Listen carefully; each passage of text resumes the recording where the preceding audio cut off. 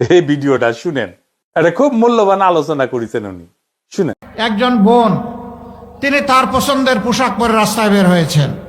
সাংবাদিক বন্ধু জিজ্ঞেস করেছে, আপনি আগামীর বাংলাদেশে সরকার হিসাবে কারে দেখতে চান? তিনি বলছেন জামাত। কেন? বলে যে জামাত আসলেই দেশটা ঠিক হবে।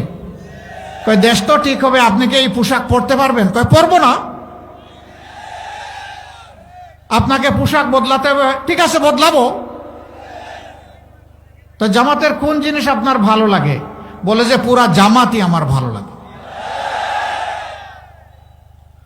মা বোনদের এই অভিব্যক্তি।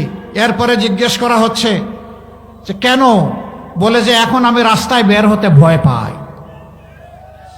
আমি বিশ্বাস করি তারা যদি ক্ষমতায় আসে তাহলে আমাকে আর ভয় পেতে হবে না।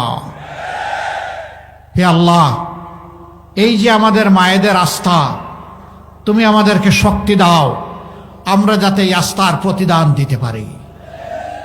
আমরা যাতে মদিনার আদলে এমন একটি শান্তি সাম্যের সমাজ এই জাতিকে উপহার দিতে পারি।